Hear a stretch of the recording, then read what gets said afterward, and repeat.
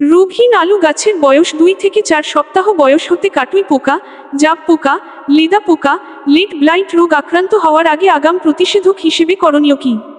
Video না টেনে পুরোটাই দেখবেন। ভালো লাগলে অবশ্যই একটি লাইক শেয়ার কমেন্ট করবেন। বিস্তারিত আলোচনায় যাওয়া যাক। প্রথম স্প্রে বীজ রোপণের 15 দিন বয়স হতে স্প্রে শুরু করতে পারেন। ম্যানকোজেব গ্রুপের ভালো মানের পণ্য যেমন পেনকোজেব 80 WP ছত্রাকনাশক প্রতি লিটার পানিতে 3 গ্রাম হারে মিশিয়ে সকালে অথবা বিকেলে স্প্রে করতে পারেন। এবং ক্লোপাইরিফস 48 ইসি গ্রুপের ভালো মানের কীটনাশক যেমন ভিটাবান 4 ইসি প্রতি লিটার পানিতে 3 মিলি হারে মিশিয়ে সকালে অথবা বিকালে স্প্রে করতে পারেন।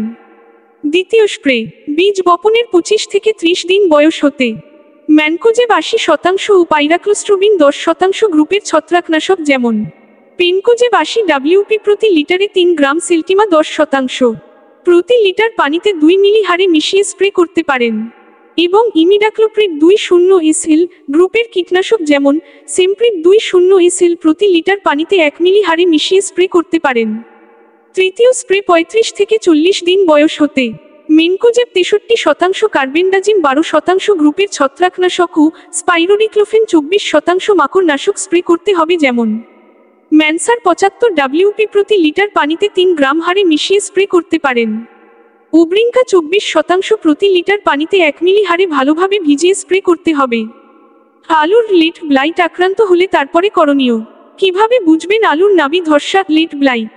পাতার উপর ফ্যাকাশে বা ফিকে সবুজ রঙের পানি ভেজা গোলাকার দাগ, কুয়াশাচ্ছন্ন ও মেঘলা আবহাওয়ায় দাগ সংখ্যা ও আকার দ্রুত বাড়তে থাকে, বাদামি থেকে কালচে রং ধারণ করে। রোগের আক্রমণ বেশি হলে গাছের কাণ্ডেও রোগের লক্ষণ প্রকাশ পায়। রোগের লক্ষণ দেখা দেওয়ার 3 দিনের মধ্যে গাছ ঝলসে যায় ও দ্রুত মহামারী আকারে ছড়িয়ে পড়ে।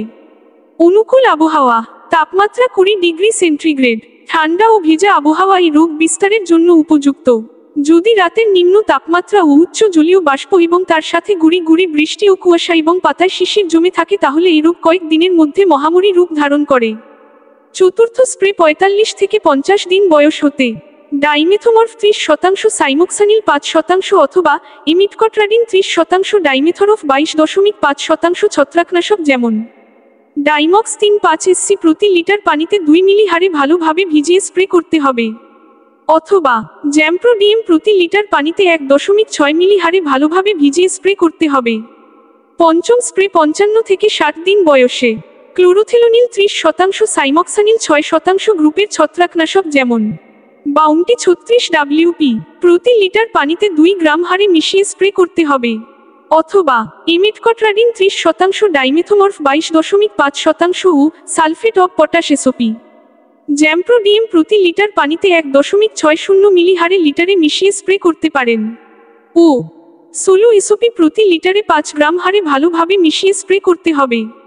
আলু বৃদ্ধি করার জন্য ষষ্ঠ স্প্রে উদ্ভিদের জৈব উজ্জীবক ও চিলেটেড প্লাস ও সলুবর বোরন যেমন লিটোসেন প্রতি লিটার পানিতে 1 মিলি ও নাফকোট কিলেট প্রতি লিটারে 1 গ্রাম ও নাফকো সলুবর প্রতি লিটার পানিতে 1 গ্রাম করে ভালোভাবে ভিজিয়ে স্প্রে করতে হবে।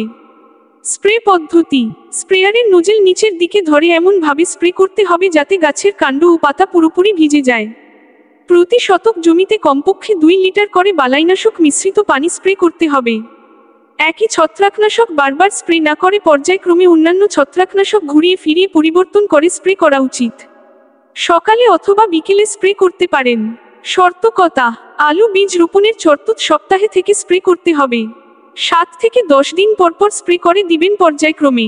আলুর লেট ব্লাইট মরক আক্রান্ত হলে 5 দিন পরপর স্প্রে করে দিবেন। নিজের জমিতে নিয়মিত সকালবেলা নিজেই পরিদর্শন করে গাছের পাতা ও কাণ্ড পর্যবেক্ষণ করে দেখবেন। অযথা সেচ বা বেশি করে সেচ দিবেন না। জমিতে যেন পানি জমে না থাকে। রোগাক্রান্ত জমিতে রাসায়নিক সার পিজিআর ও অহেতুক সেচ প্রয়োগ না করা।